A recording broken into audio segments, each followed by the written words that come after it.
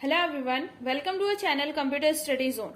जैसे कि आपको पता है अभी के टाइम पे अगर से हम करंट टाइम पे बात करें तो जो आपने सुना होगा डेटा साइंस, डेटा एनालिटिक्स, ये बहुत अच्छा करियर है। आप इसके बारे में सोच रहे हैं कि आप पाइथन के साथ डेटा साइंटिस्ट बने या डेटा साइंस कोर्स करें। तो डेटा साइंस से पहले आपको उसमें जो कुछ चीजें हैं जो सब्जेक्ट के अंडर आती हैं और कौन कौन से टॉपिक हैं, हम उसको थोड़ा समझने के लिए हम आज जो कॉन्सेप्ट लेकर के आए हैं वो है डीप लर्निंग। ठीक है, डीप लर्निंग को मशीन लर्निंग का ही सबसेट माना जाता है। ये एक ऐसी फील्ड है जो कि कंप्यूटर एल्गोरिथम को चेक करके self learning and self correction पर बेस्ड होती है। ठीक है, ये एक टाइप से machine learning and artificial intelligence है जो कि ह्यूमन के जैसे ही नॉलेज गेन करने की टेक्निक पर वर्क करती है। जैसे कि मशीन लर्निंग में होता है, आर्टिफिशियल इंटेलिजेंस में होता है, सेम वैसे ही डीप लर्निंग में भी होता है। साथ ही ये डेटा साइंस का भी एक इम्पॉर्टेंट पार्ट है, जैसे कि मैंने आपसे कहा, जिसमें statistics and prediction modelling include होती है। इसमें जो डेटा जनरेट होता है वो साइंटिस्ट के लिए यूजफुल होता है, जिससे लार्ज अमाउंट में अगर से कोई डेटा स्टोर करके उसको एनालिसिस करना है, उस पर कुछ रिसर्च करनी है, तो उसमें डीप लर्निंग बहुत ज्यादा हेल्प करता है। अब डीप लर्निंग के बहुत सारे टाइप्स भी होते हैं, जैसे कि ऑटो इनकोडर्स होता है, कन्वोल्यूशन न्यूरल नेटवर्क होता है, मल्टी लेयर परसेप्ट्रॉन होता है, रिकरेंट न्यूरल नेटवर्क होता है, मॉड्यूलर न्यूरल नेटवर्क होता है एंड डीप बिलीफ नेटवर्क होता है। तो ये डिफरेंट टाइप के उसके डीप लर्निंग के टाइप्स होते हैं, जिसके बारे में हम जब डिटेल में पढ़ते हैं डीप लर्निंग को, डेटा साइंस को, तो ये सारे टॉपिक भी उसमें कवर अप होते हैं, जिससे कि हम अपना जो कॉन्सेप्ट है वो और अच्छे से स्ट्रॉन्ग कर पाए, अच्छे से समझ पाए। अगर से हम बात करें कि डीप लर्निंग के एप्लीकेशन कहाँ कहाँ पर है, कहाँ कहाँ पर डीप लर्निंग का यूज होता है, तो आपने देखा होगा इमेज रिकॉग्निशन में, इमेज रिस्टोरेशन में, विजुअल आर्ट प्रोसेसिंग में, नेचुरल लैंग्वेज प्रोसेसिंग जिसे कि एनएलपी कहा जाता है, कस्टमर रिलेशनशिप मैनेजमेंट में, मेडिकल इमेज एनालिसिस में। मेडिकल इमेज में तो इसका बहुत ज्यादा यूज होता है क्योंकि पिक्सल इतने क्लियर नहीं होते, आपको क्लियर विजुअल देखना होता है कि पेशेंट का अगर से कोई भी प्रॉब्लम है वो देखना, तो उसमें बहुत ज्यादा यूजफुल होता है। उसके बाद फाइनेंशियल फ्रॉड डिटेक्शन में, ऑटोमेटिक स्पीच रिकॉग्निशन। तो ये बहुत सारी फील्ड्स हैं जहां जहां पर डीप लर्निंग का, डेटा साइंस का ये कॉन्सेप्ट यूज होते हैं, और ये सभी पाइथन की हेल्प से बहुत इजी वे में किए जाते हैं। तो आप में से जो भी पाइथन को सिलेक्ट कर रहे हैं, तो आप अभी से ये टारगेट लेके चलें कि आपको इन सब्जेक्ट पर, इस फील्ड में आगे अच्छे से कमांड करनी है। अब इसके बाद अगर से हम देखें कि डीप लर्निंग वर्क कैसे करता है, डीप लर्निंग में न्यूरल नेटवर्क आर्किटेक्चर का यूज किया जाता है, इसलिए भी इसे डीप न्यूरल नेटवर्क नेम से जाना जाता है। न्यूरल नेटवर्क के बारे में हमें पता है कि ये ह्यूमन ब्रेन से इंस्पायर होकर बना है। जैसे कि हमारा ब्रेन वर्क करता है, हमने एक ऐसी मशीन डिजाइन करी, एक ऐसी एल्गोरिथम डिजाइन करी कि आपका कंप्यूटर सिस्टम है, आपकी जो मशीन है वो भी वैसे ही वर्क करने लगे।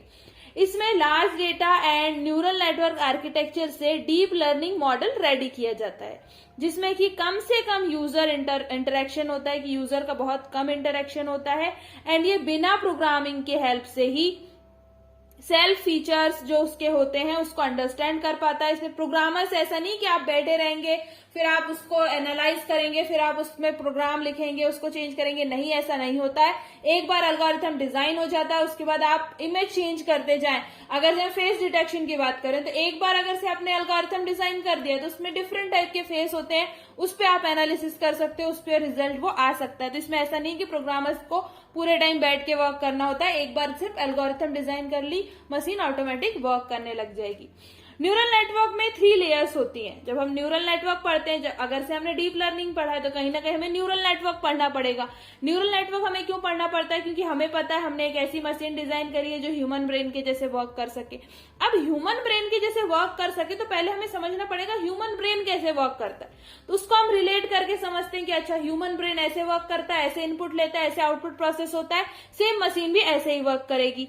ठीक है, तो इसमें 3 लेयर्स होती है, एक इनपुट लेयर होती है, एक हिडन लेयर होती है और एक आउटपुट लेयर होती है।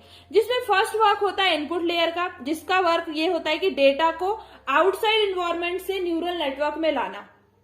ठीक है, आपने कहीं भी इंफॉर्मेशन अपने पास लेकर के आई, कहीं से आप सुनते हो, कुछ देखते हो, तो कहीं ना कहीं आपने वो इनपुट लिया जो आपके सराउंड में, जो आपका एटमॉस्फेयर है वहां से।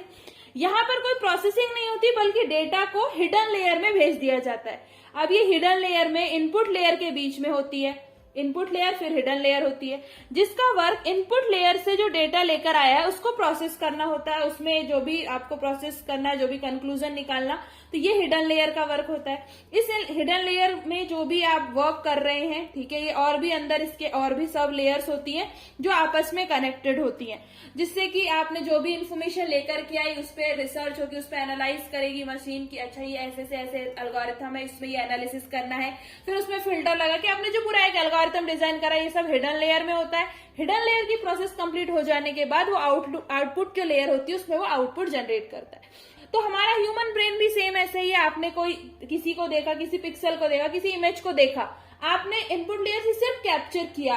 अब आपने क्या प्रोसेस किया कि आपने इससे पहले कहीं इसे देखा है, तो कहीं ना कहीं वो हिडन लेयर में आपके माइंड में वो प्रोसेस हो रहा है। अच्छा ठीक है, हमने ये टॉपिक इससे पहले यहाँ पढ़ा था, हमने किसी टॉपिक को एग्जाम में देख के हमें ऐसा लगा, इस टॉपिक को हमने क्लास में कभी तो सुना है, ये सिर्फ इनपुट था। आपने प्रोसेस किया, आपको रिकॉल हुआ कि अच्छा इस लेक्चर में आपने ये कुछ पढ़ा था, ये कुछ सुना था, तो हिडन लेयर में ये प्रोसेस हुआ और आउटपुट ये आया कि आपको रिमेम्बर हो गया, आपको याद आ गया कि अच्छा हमने ये पढ़ा था, इस टॉपिक में ये कॉन्सेप्ट था। तो ये कहीं ना कहीं हमारा ह्यूमन ब्रेन भी ऐसे ही वर्क करता है। इसी को अपने रेफरेंस मान करके जो न्यूरल नेटवर्क डिजाइन हुआ है, न्यूरल नेटवर्क जैसे कि मशीन वर्क कर सके, तो ह्यूमन ब्रेन के अकॉर्डिंग ये मशीन को वर्क करने के लिए ये सारी चीजें वहां पर होती हैं और उसमें हम इन टर्म्स में पढ़ते हैं। आई होप कि आपको data science, deep learning, machine learning के जो आप कॉन्सेप्ट समझना चाह रहे थे उसमें आपको ये थोड़ी सी हेल्प करेगा, जिससे आपको और क्लियर हो जाएगा कि अगर से आप डेटा साइंस के साइड पे जाना चाहते हैं तो आपके लिए कौन कौन सी फील्ड है। जैसे कि मैंने बोला कि जहां जहां पे एप्लीकेशन है, जहां जहां पे डीप लर्निंग के एप्लीकेशन, इट मीन्स कि आप उस फील्ड में जा सकते हैं, उस फील्ड में डिफरेंट टाइप के वर्क होते हैं वो आप कर सकते हैं। तो आपको अभी से, जैसा मैंने आपसे कहा है कि अभी से आपको अपना एक पाथ डिसाइड करना है कि आपको आगे चल के कौन सी फील्ड में, कौन सी लैंग्वेज में जाना है। तो कहीं ना कहीं डीप लर्निंग, डेटा साइंस का कॉन्सेप्ट भी आपको हेल्प करेगा। थोड़ा इजी होगा कि अब आप सोच पाएंगे कि अच्छा ठीक है, इस फील्ड में भी बहुत अच्छे से आप कर सकते हैं और आप कंफर्टेबल है। आई होप कि वीडियो आपको अच्छा लगा हो। वीडियो अच्छा लगा तो इसे लाइक कर दीजिए। चैनल को सब्सक्राइब नहीं किया आपने अभी तक तो जल्दी से जाके चैनल को सब्सक्राइब कर दो और बेल आइकन को प्रेस कर दो। Thank you.